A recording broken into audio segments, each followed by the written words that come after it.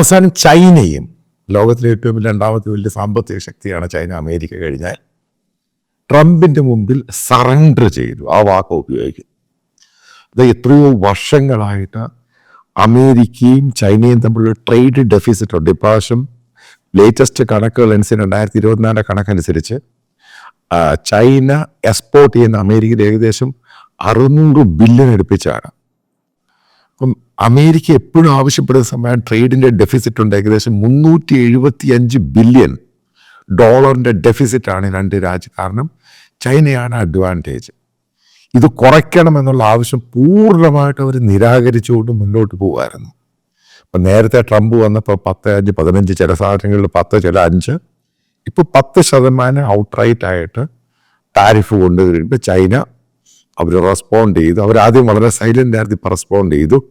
അവർ American goods, American പ്രോഡക്റ്റുകൾ deficit കുറയ്ക്കുവാൻ വേണ്ടി വാങ്ങാൻ തയ്യാറാണ്. ഇതാണ് ഞാൻ പല വീഡിയോയിലും പറഞ്ഞ ഗ്ലോബലായിട്ടുള്ള എക്കോണമി ഹാൻഡിൽ ചെയ്യുന്നത് അമേരിക്കയാണ്. അതതിൻ്റെ കാര്യം റീസൺ എന്ന് പറയും. എന്തുകൊണ്ടാണ് ചൈന പെട്ടെന്ന് സറണ്ടർ ചെയ്തത്? കാരണം ചൈനയ്ക്ക് അറിയാവുന്നൊരു വലിയൊരു യാഥാർത്ഥ്യമുണ്ട്. അതായത് നിങ്ങളിപ്പോൾ യൂറോപ്യൻ യൂണിയൻ എടുക്കുക, അതിൻ്റെ അകത്ത് ചൈന എക്സ്പോർട്ട് ചെയ്യുന്നുണ്ട്. ചൈനയാണ് അതിൻ്റെ മാനുഫാക്ചറിങ് ഹബ്ബ് എന്ന് പറയുന്നത്. അതിനേക്കാളും കൂടുതലാണ് അവർ അമേരിക്കയിൽ എക്സ്പോർട്ട് ചെയ്യുന്നത്. അപ്പോൾ അമേരിക്ക 10% ടാരിഫ് ഏർപ്പെടുത്തിയിരുന്നുവെങ്കിൽ അവിടെയുള്ള പല ഈ മാനുഫാക്ചറിങ് സംഭവങ്ങൾ അമേരിക്കയുടെ മറ്റുള്ള രാജ്യങ്ങളിൽ കയറി ഇന്ത്യയിൽ വന്ന് സ്റ്റാർട്ട് ചെയ്തേനെ. ആ കോവിഡിന് ശേഷമാണ് നിങ്ങൾ മനസ്സിലാക്കണം, ഈ ഇന്ത്യയിലെ ഈ പറഞ്ഞ ആപ്പിൾ ആണെങ്കിലും ഐഫോൺ ആണെങ്കിലും സാംസങ് ആണെങ്കിലും മൊബൈലിൻ്റെ മാനുഫാക്ചറിങ് ഹബ്ബായിട്ട് ഇന്ത്യ മാറിയത്. വലിയൊരു ചാൻസാണ് ബേസിക്കലി ഈ ചൈന അത് ആ ടാരിഫുമായിട്ട് ബന്ധപ്പെട്ട് അമേരിക്കൻ പ്രോഡക്റ്റ് അങ്ങോട്ട് ഇമ്പോർട്ട് ചെയ്യുക, അതായത് ഡെഫിസിറ്റ് കുറയ്ക്കാമെന്ന് പറഞ്ഞു കഴിഞ്ഞപ്പോൾ ഇന്ത്യക്ക് വരാനത് വലിയൊരു പൊട്ടൻഷ്യലാണ് മാറിപ്പോകുന്നത്. അതിൽ ദുഃഖമുണ്ട്. കാരണം അത് ഒത്തിരി റീസൺസ് ഉണ്ട്. കാരണം ഇന്ത്യയിൽ വലിയൊരു ബൂമായി വന്നേനെ. കാരണം ഈ ലോകത്തിൻ്റെ മാനുഫാക്ചറിങ് ഹബ് ഇന്നും ചൈന തന്നെയാണ്. കാരണം അവർ റിഫോംസും എല്ലാം കൊണ്ടുവന്ന് ഒരു ക്യാപിറ്റലിസ്റ്റ് എക്കോണമിക്ക് ചൈന കമ്മ്യൂണിസം എന്ന് പറയുന്നേ ഉള്ളൂ. അപ്പം ആ ഒരു സംഭവം ഇന്ത്യയിലോട്ട് വലിയ രീതിയിൽ മാറ്റം ഉണ്ടായേനെ, ഹ്യൂജായിട്ടൊരു മാറ്റം ഉണ്ടായേനെ. അപ്പം അതോടുകൂടി ചൈന ഇപ്പം എന്താ ചെയ്യുക, വളരെ വർഷങ്ങളായിട്ട് അവർ ഗൂഗിൾ ആണെങ്കിലും ഫേസ്ബുക്ക് ആണെങ്കിലും മറ്റുള്ള ഈ എലോൺ മസ്കിനെ ആണെങ്കിലും പുള്ളി അവിടെ കാറിൻ്റെ ബാറ്ററിയും പരിപാടികളൊക്കെ ഉണ്ടാക്കുന്നുണ്ട്. ഇതെല്ലാം അവർ ബേസിക്കലി അമേരിക്കൻ കമ്പനികളെ അടുപ്പിക്കുന്നില്ലായിരുന്നു.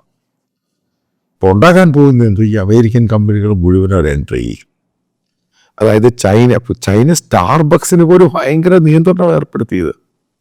അമേരിക്കൻ ചെയിൻ ഓഫ് റെസ്റ്റോറൻറ്റിന് പോലും നിയന്ത്രണം, വലിയ നിയന്ത്രണം അവർ അടുപ്പിക്കുന്നില്ലായിരുന്നു. വലിയ രീതിയിലുള്ള ടാക്സും പരിപാടികളൊക്കെ വെച്ചുകൊണ്ടിരുന്നു. പക്ഷെ അവസാനം ചൈനീസ് ഗവൺമെൻറ് പിടികിട്ടി ഇതിലുണ്ടാകുന്ന വലിയ നേട്ടമെന്ന് പറഞ്ഞ് ഇന്ത്യയിലോട്ടാണ് കയറുന്നത്. ഇന്ത്യ കയറുമ്പോൾ ഇന്ത്യയിൽ എക്കണോമിക് ബൂം ഉണ്ടാകും. നമുക്ക് ഏറ്റവും വലിയ ട്രെയിൻഡ് ആയിട്ടുള്ള സ്കിൽഡ് ആയിട്ടുള്ള ആൾക്കാരില്ല. പക്ഷേ ഇതൊക്കെ 2-3 വർഷം കഴിയുമ്പോൾ ഇതെല്ലാം അങ്ങ് മാറും. വലിയ മാറ്റങ്ങൾ ഈ കമ്പനികൾ മുഴുവൻ ഇന്ത്യ വരും. ഇന്ത്യയുടെ എക്കോണമി ചേഞ്ച് ആവും വലിയ രീതിയിൽ. ഇന്ത്യ പൂർണ്ണമായിട്ടും മാറും.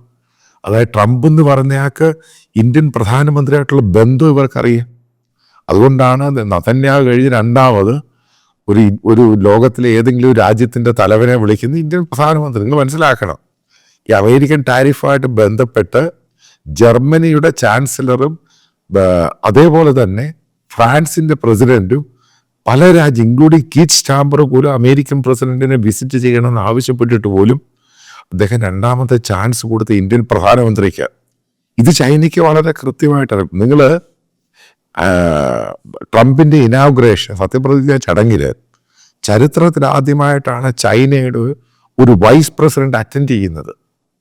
അതുമാത്രമല്ല, ട്രംപുമായിട്ട് റിപ്പബ്ലിക്കൻ പാർട്ടിയുമായിട്ട് ലോഹ്യത്തിൽ പോയേ മതിയാകൂ. ഇതിനകത്തൊരു കാര്യമുണ്ട്, ഈ ട്രംപിനെ ഇത്രയും ചൈന പേടിക്കുന്നതുകൊണ്ട് ഇനി അതിൻ്റെ അകത്തൊരു വെൽ അഡ്വാൻറ്റേജ് ആയിട്ടൊരു സംഭവമുണ്ട്. ചൈന ഈ തായ്വാനിലും ഇൻഡോ പസഫിക്കിലും ഈ അവിടെയുള്ള ഹോങ്കോങ്ങിനോട് ഇനി കയറി കളിക്കാൻ പോകുന്നില്ല. കാരണം പേടിയായി. ഇതാണ് ഞാൻ പറയുന്നത്, അമേരിക്ക എന്ന് പറയുന്ന രാജ്യം അതിൻ്റെ എക്കോണമി ആണെങ്കിൽ ഡിഫൻസ് ആണെങ്കിൽ അവൻ ലോകത്തെ കൺട്രോൾ ചെയ്യും.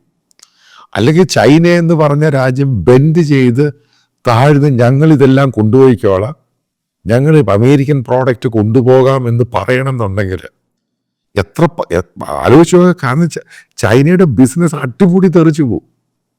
ഈ 550-600 ബില്യൺ ചൈന അവിടെ എക്സ്പോർട്ട് ചെയ്യുന്ന അമേരിക്ക ഈ 10% ടാരിഫ് ഏർപ്പെടുത്തി കഴിഞ്ഞാൽ ഒരൊറ്റ കമ്പനി അവിടെ വർക്ക് ചെയ്യാൻ പറ്റത്തില്ല. ഒന്നാമത് 5% നേരത്തെ ട്രംപ് വന്ന് ഏർപ്പെടുത്തിയത് അവിടെ ഭയം തിരി. അതിൻ്റെ മേലാണ് പല കമ്പനികളും ഇന്ത്യയിലോട്ട് മാറാനുള്ള 10 കൂടെ വന്നു കഴിഞ്ഞാൽ ഈ ചൈനീസ് പ്രോഡക്റ്റ് പിന്നെ അമേരിക്കനെ കണി പോലും കാണാൻ കിട്ടത്തില്ല. ആ രീതിയിലായിപ്പോൾ. അതുകൊണ്ടാണ് ട്രേഡിൻ്റെ ഡെഫിസിറ്റ് കുറയ്ക്കാവുന്ന അമേരിക്കൻ കമ്പനികൾ അവിടെ എൻട്രി ചെയ്യുക. കാരണം ചൈന വലിയ രീതിയിൽ പലതും ഇനി മാറ്റങ്ങൾ ഉണ്ടാക്കിയേ മതിയാവത്തുള്ളൂ. അത് ട്രംപ് കച്ചവടക്കാരനാണ്, ഞാൻ നേരത്തെ പറഞ്ഞു. അയാൾക്ക് കച്ചവടം നടത്താനറിയാം, വിരട്ടാനറിയാം. എത്ര പെട്ടെന്നാണ് മെക്സിക്കോയുടെ പ്രസിഡന്റ് ട്രംപിൻ്റെ കാലേ കയറി പിടിച്ചത്. അവസാനം ട്രംപ് പറഞ്ഞു ഓക്കെ 1 മാസത്തേക്ക് സസ്പെൻഡ് ചെയ്യാം, പക്ഷെ 1 മാസത്തിനുള്ളിൽ ഡിസിഷൻ വന്നിരിക്കണം. നോക്കുക പനാമയുടെ പ്രസിഡന്റ് എന്തൊക്കെയാണ് വീരവാദം അടിച്ച് അവസാനം ബെൻഡ് ചെയ്തു. ചൈനീസ് കമ്പനിയെ മാറ്റി, അവരെ മാറ്റി, ഇവരെ മാറ്റി. ഇതാണ് സംഭവം. ബേസിക്കലി പറയുന്നത് നമ്മളൊന്ന് നോക്കുവാണെങ്കിൽ വിരട്ടി നിർത്തേണ്ടവനെ വിരട്ടി തന്നെ നിർത്തണം. അത് അമേരിക്കയാണ് ഇത് കാണിച്ചു തരുന്നത്. അതിൻ്റെ മുമ്പിൽ ഈ ഖത്തറും കിത്തറും ഇറാനെന്നൊക്കെ വന്നു കഴിഞ്ഞാൽ നിങ്ങൾ ആലോചിച്ച് നോക്ക്. ഈ ചൈന എന്ന് പറഞ്ഞൊരു പവർഫുൾ നേഷൻ അവരെ പിടിച്ചു കുലുക്കി താഴെ ബെൻഡ് ചെയ്യിപ്പിച്ചു. അവർക്കൊന്നും ചെയ്യാൻ പറ്റത്തില്ല. ആ രാജ്യം നശിച്ചു. നിങ്ങൾ മനസ്സിലാക്കേണ്ട ഒരു പോയിന്റ് എന്ന് പറയുന്നത് ഈ ഓരോ രാജ്യങ്ങളിൽ ട്രേഡും എക്സ്പോർട്ടും എന്നും പറഞ്ഞ് ആ രാജ്യത്തെ പിടിച്ചു നിൽക്കുന്ന എക്കോണമിയാണ്. അതിന് മാറ്റം ഉണ്ടായിക്കഴിഞ്ഞാൽ എന്തോ ഉണ്ടാവുന്നത്? ആ രാജ്യത്തിൻ്റെ റിസഷൻ ഉണ്ടാകും. മറ്റൊരു കാര്യം എന്താണ് ചൈന ഉറപ്പ് കൊടുക്കുന്നത്? ചൈനീസ് ഗ്ലോബൽ ടൈംസിൽ വന്ന വാർത്തയെ പറയുന്നത് ഇപ്പോഴും എന്താ പറയുന്നത്? അത് ഫെൻറ്റൈൽ, അതായത് ക്യാൻസർ മെഡിസിൻ ഉപയോഗിക്കുന്ന സാധനമാണ്. അത് ഏറ്റവും കൂടുതൽ കെമിക്കലും അത് മാനുഫാക്ചർ, അതായത് ഇത് ബേസിക്കലി ഓപ്പിയം ഒക്കെ വെച്ചുണ്ടാക്കുന്നത്, ഹെറോയിനൊക്കെ വെച്ചുണ്ട്. കാരണം ഇതിൻ്റെ അവൈലബിലിറ്റി ഏറ്റവും കൂടുതലുള്ളത് മെക്സിക്കോയിൽ. എന്താണ് നടന്നുകൊണ്ടിരുന്നത്? ഇതുമായിട്ട് ബന്ധപ്പെട്ട് നേരത്തെ ട്രംപിൻ്റെ പ്രസ്താവന നിങ്ങൾ കാണണം. ഫെൻറ്റൈൽ എന്ന് പറഞ്ഞ സാധനം ഫർദറായിട്ട് ചൈന ഇത് പ്രൊഡ്യൂസ് ചെയ്യും, അതായത് അത് കടത്തി മെക്സിക്കോയിൽ അവർ വരുന്നുണ്ട്. വന്നു കഴിഞ്ഞ് അവിടുന്ന് ഈ മാനുഫാക്ചർ ചെയ്തിട്ട് ബോർഡർ വഴി കള്ളക്കടത്തായിട്ട് അമേരിക്കയിൽ പോകുന്നു. ഇത് വലിയ ഇഷ്യൂ ആയിരുന്നു അമേരിക്കയിൽ. ഹ്യൂജ് മണിയാണ് ഇത് പോകുന്നത്. കാരണം ഇത് ബ്ലാക്ക് മാർക്കറ്റിലാണ്. ഇത് ബേസിക്കലി ഒറിജിനേറ്റ് ചെയ്യുന്ന ചൈനയിൽ നിന്ന് ഇതിവിടെ വന്ന് ഇത് മിക്സ് ചെയ്തിട്ട്, കാരണം ഇത് 2 രീതിയിലുണ്ടാക്കാം. ഇത് ഓപ്പിയം, അതായത് ഈ മറ്റുള്ള സാധനങ്ങൾ ചേർത്ത് ഹെറോയിനും ചേർത്ത് ഉണ്ടാക്കാം. ഈ കെമിക്കൽ അത് പൂർണ്ണമായിട്ട് കെമിക്കൽ സിന്തറ്റിക് ആയിട്ടും ഉണ്ടാക്കാം. അപ്പോൾ സിന്തറ്റിക് ആയിട്ട് ഇത് ഏറ്റവും കൂടുതൽ ലോകത്തുണ്ടാക്കുന്നത് ചൈനയെ. ഇത് ലോകത്ത് ഏറ്റവും കൂടുതൽ ഡിമാൻഡുള്ളത് അമേരിക്കയിൽ. ഇതുമായിട്ട് ബന്ധപ്പെട്ട് ചൈന ഉറപ്പ് കൊടുത്തേക്കുവാണ് അവരിതിനെ മാനുഫാക്ചറിങ് കംപ്ലീറ്റ് ആയിട്ട് കൺട്രോൾ ചെയ്യുക. ഒരു കാരണവശാലും മെക്സിക്കോയ്ക്ക് അവിടുന്ന് ഈ സാധനം പോവുകയില്ല. അപ്പോൾ അമേരിക്കൻ പ്രസിഡന്റ് നേരത്തെ മെക്സിക്കൻ പ്രസിഡന്റിനോട് ആവശ്യപ്പെട്ടാണ് ഡ്രഗുമായിട്ട് ബന്ധപ്പെട്ട് ഇത് അമേരിക്കയിലോട്ട് വരുന്ന കള്ളക്കടത്ത് ഭയങ്കരമായിട്ട് കൺട്രോൾ ചെയ്യും. ഇപ്പോൾ എന്താ മെക്സിക്കോ പറയുന്നത്? അവരേകദേശം 10,000-ലധികം ഫോഴ്സുകളെ അമേരിക്കൻ ബോർഡറിൽ നിർത്ത് കംപ്ലീറ്റ് ആയിട്ട് ഡ്രഗ് മുഴുവനും സ്റ്റോപ്പ് ചെയ്യുക. ഞാനൊക്കെ എൻ്റെ ചോദ്യം വരട്ടെ, ഇതൊക്കെ ഈസി ആയിട്ട് ബൈഡൻ അഡ്മിനിസ്ട്രേഷന് ചെയ്യാൻ പറ്റുമായിരുന്നു. അവിടെയാണ് അയാൾ മുഴുവനും ഫ്ലെക്സിബിളായിട്ട് കാണിച്ച് അമേരിക്കൻ പത്രങ്ങൾ മുഴുവൻ എഴുതി ട്രംപിൻ്റെ ടാരിഫ് കൊണ്ട് അമേരിക്ക നശിച്ചു പോകും. ബേസിക്കലി അമേരിക്ക തിരിച്ചു വരികയാണ്. അമേരിക്ക എന്ന് പറഞ്ഞൊരു രാജ്യം നിന്നാൽ മാത്രമേ ഗ്ലോബലായിട്ടുള്ള എക്കോണമി വരികയുള്ളൂ. അത് വലിയ യാഥാർത്ഥ്യം. അമേരിക്ക തകർന്നു കഴിഞ്ഞാൽ ഗ്ലോബലായിട്ട് പല രാജ്യങ്ങളും തകർന്നു പോകും. ഇവിടെ ഏറ്റവും പ്രധാനപ്പെട്ട പോയിന്റ് എന്ന് പറയുന്നത് ഇന്ത്യക്കെതിരെ നിങ്ങൾ മനസ്സിലാക്കുക, യൂറോപ്പിനെതിരെ പോലും ടാരിഫ് പറഞ്ഞ സമയത്ത് ഇന്ത്യ എന്ന് പറഞ്ഞ രാജ്യത്തിനെതിരെ ട്രംപ് ഏറ്റവും 2 കൈയും നീട്ടി സ്വീകരിച്ചിരിക്കുകയാണ്. അതാണ് ഇന്ത്യയുമായിട്ട് റിലേഷൻഷിപ്പ്. കാരണം ട്രംപിന് ഏറ്റവും കൂടുതൽ വോട്ട് കൊടുത്ത ഇന്ത്യക്കാരാണ്, ഇന്ത്യൻ ഒറിജിൻസ് ആണ്. കാരണം ഇന്ത്യയുമായിട്ട് ആ ബന്ധമാണ് ട്രംപ് കൊണ്ടുപോകുന്നത്. പക്ഷേ ഈ ചൈനയുടെ ഈ തിരിച്ച് ബെൻഡ് ചെയ്ത് സറണ്ടർ ചെയ്തതോടുകൂടി ഇന്ത്യക്ക് വലിയൊരു ബൂം ഉണ്ടാകുമായിരുന്നു. അതുകൊണ്ടാണ് ഞാൻ നേരത്തെ ഒരു വീഡിയോ പറഞ്ഞത്, നമ്മൾ 2047 വരെ വെയിറ്റ് ചെയ്യേണ്ട ആവശ്യമില്ല. ഇങ്ങനെയുള്ള ടാരിഫ് കയറുവാണ് ജിയോ പൊളിറ്റിക്സിലുണ്ടാകുന്ന മാറ്റം, പൊളിറ്റിക്കൽ എക്കോണമിയിൽ ഉണ്ടാകുന്ന മാറ്റം കൊണ്ട് ഇന്ത്യക്ക് 5-10 കൊല്ലം കൊണ്ട് ഈ 3-ാം സ്ഥാനത്ത് വരാൻ സാധിക്കും. പക്ഷെ ഇന്നത്തെ മാറ്റങ്ങളാണ് കാണുന്നത്. കാരണം ചൈന സറണ്ടർ ചെയ്ത് കഴിഞ്ഞാൽ ഈ സംഭവം പ്രോപ്പർ, കാരണം ചൈന കംപ്ലീറ്റ് സറണ്ടർ ചെയ്തേക്കുന്നത്. എല്ലാ അമേരിക്കൻ കമ്പനിയോടെ കയറ്റാന്ന് പറഞ്ഞു. അവിടെ ഒരു അമേരിക്കൻ EV കാറുകളോട് ഓടിക്കാം, അതിനൊന്നും യാതൊരു പ്രശ്നവുമില്ല. മുഴുവൻ സംഭവങ്ങൾ മാറ്റി. അതേപോലെ അവർ പല കെമിക്കൽസ് അമേരിക്കയിൽ കൊടുക്കുന്നത് ബാൻ ചെയ്ത് അത് മുഴുവനും കൊടുക്കാമെന്ന് പറഞ്ഞു. ബേസിക്കലി ഇതാണ് ട്രംപിനെ പേടിയ. കാരണം അയാൾ എന്ത് കുന്തവും ചെയ്യും. അയാളെ ശരിക്കും പേടിയവർക്ക്. അതാണ് ബേസിക്കലി കാനഡ ഉണ്ടായത്, കൊളംബിയയിലുണ്ടായത്, പനാമയിലുണ്ടത്. ഇപ്പൊ കാനഡയുടെ സ്ഥിതി കണ്ടോണം, ഇവിടുന്ന് എങ്ങോട്ട് പോകും. അപ്പൊ അതുമായിട്ട് ബന്ധപ്പെട്ട് പുതിയ റിപ്പോർട്ടുകൾ വരും. ഞാൻ ഈ പറയുന്ന ഏകദേശം 15 ലക്ഷം പേരുടെ ജോലി പോകും. ഇത് ഡയറക്റ്റ് എംപ്ലോയ്മെന്റ് ആണ് ഈ പറയുന്നത്. ഈ കാനഡയിൽ 4-4.5 കോടി ജനങ്ങളേ ഉള്ളൂ.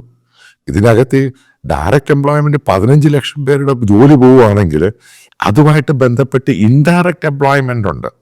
അത് 20-25 ലക്ഷത്തിന് മേളിൽ കയറി വരും.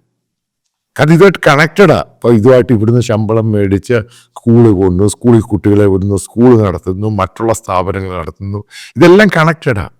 അതാണ് ഈ എക്കോണമിയുടെ പ്രത്യേകത. അപ്പം അവരുടെയും കൂടെ ജോലി പോകും. അതായത് കാനഡ ഇതോടുകൂടി ഭയങ്കര റിസഷനിലോട്ട് പോകാൻ സാധ്യതയുണ്ട് വലിയ രീതിയിൽ. അതായത് വലിയ രീതിയിൽ അവിടെ പോയിരിക്കുന്ന കുട്ടികൾക്ക് തന്നെ ഒരു പറഞ്ഞെങ്കിൽ വിടും. കാരണം ജോലിയൊന്നുമില്ല. കാരണം അവിടെ ജോലിയുള്ളവന് ജോലി പോയി കഴിഞ്ഞാൽ പിന്നെ അവിടെ പഠിക്കാൻ വരുന്ന കുട്ടികൾക്ക് എങ്ങനെ ജോലി ഉണ്ടാവുന്നത്? ഇതാണ് ക്വസ്റ്റ്യൻ. ഇതാണ് ബേസിക്കലി ലോകത്തുള്ള പല രാജ്യങ്ങളും ചിന്തിക്കുന്നത്. അതുകൊണ്ടാണ് അമേരിക്ക പവർഫുൾ നേഷൻ എന്ന് ലോകത്തെല്ലാ രാജ്യങ്ങളും പറയുന്നത്.